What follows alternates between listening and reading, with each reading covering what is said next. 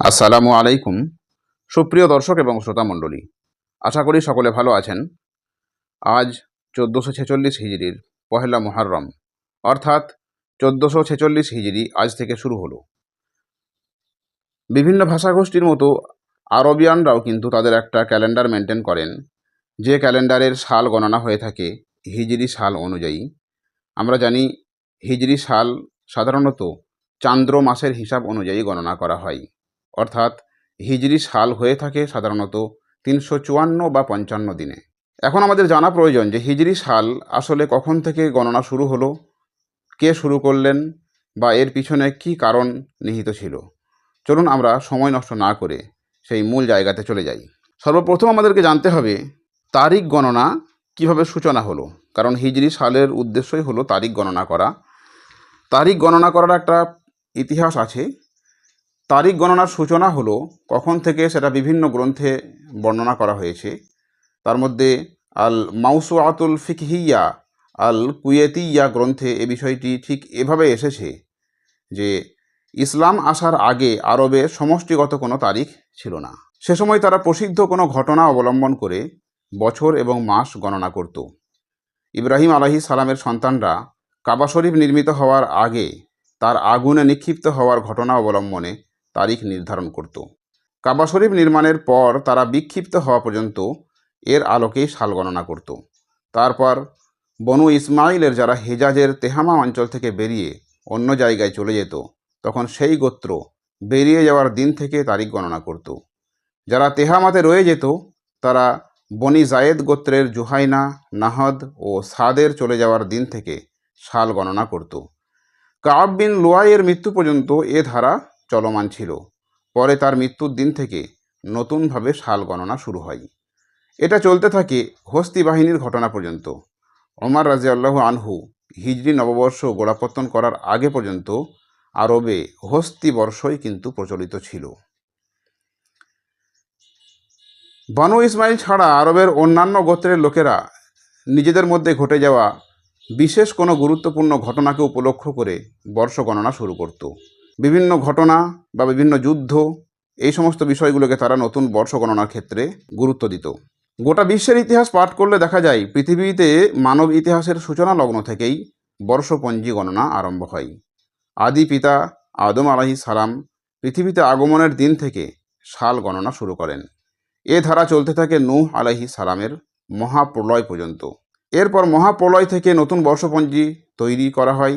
এটা চলতে থাকে ইব্রাহিম আলাইহিস সালামের অগ্নিকুণ্ডে নিক্ষিপ্ত হওয়ার আগ পর্যন্ত। এই বর্ষপঞ্জি চলতে থাকে ইউসুফ আলাইহিস সালামের মিশরে শাসনকর্তা নিযুক্ত হওয়া পর্যন্ত। সে ঘটনা থেকে শুরু হয় নতুন বর্ষ গণনা। এটি চলতে থাকে মূসা আলাইহিস সালামের মিশর ত্যাগের ঘটনা পর্যন্ত। সেটি চলতে থাকে দাউদ আলাইহিস সালামের শাসন আমল পর্যন্ত। সে ধারা চলতে থাকে সুলাইমান আলাইহিস সালামের রাজত্বকাল পর্যন্ত, এবং সেটি চলতে থাকে ঈসা আলাইহিস সালামের যুগ পর্যন্ত। ঈসা আলাইহিস সালাম থেকে নতুন বর্ষ গণনা আরম্ভ হয়, যেটাকে আমরা খ্রিস্টাব্দ বলে থাকি। এরপর আমরা চলে আসছি হিজরি বর্ষের সূচনা কিভাবে হয়ে থাকে। হিজরত ইসলামের ইতিহাসে এক যুগান্তকারী ঘটনা, বিশ্বের ইতিহাসেও সবচেয়ে তাৎপর্যবহ এবং সুদূর প্রসারী একটা ঘটনা। এটি দিন ও মানবতার বৃহত্তর স্বার্থে ত্যাগ বিসর্জনের এক সাহসী পদক্ষেপ।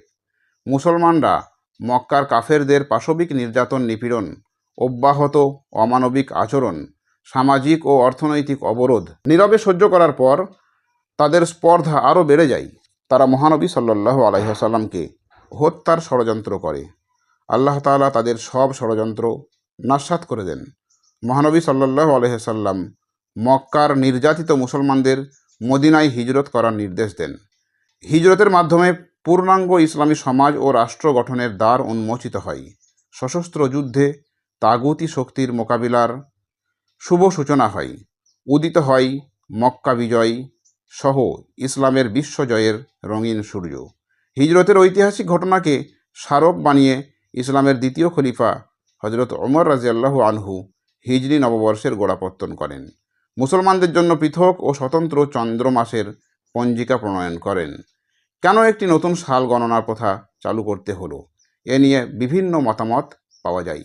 আল্লামা আইনির বিবরণ অনুযায়ী হিজরি সাল প্রণয়নের কারণ নিয়ে মতবিরোধ আছে।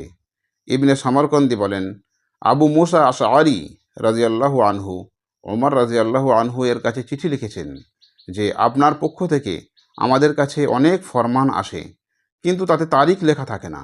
সুতরাং সময়ক্রম নির্ধারণের জন্য সাল গণনার ব্যবস্থা করুন। তারপর ওমর রাজিয়াল্লাহু আনহু হিজরি সালের গোড়াপত্তন করেন। আল্লামা ইবনুল আসির রহমাতুল্লাহি আলাইহি আল কামিল ফি তারিখের মধ্যে এটিকে প্রসিদ্ধতম ও বিশুদ্ধতম অভিমত বলে আখ্যায়িত করেছেন।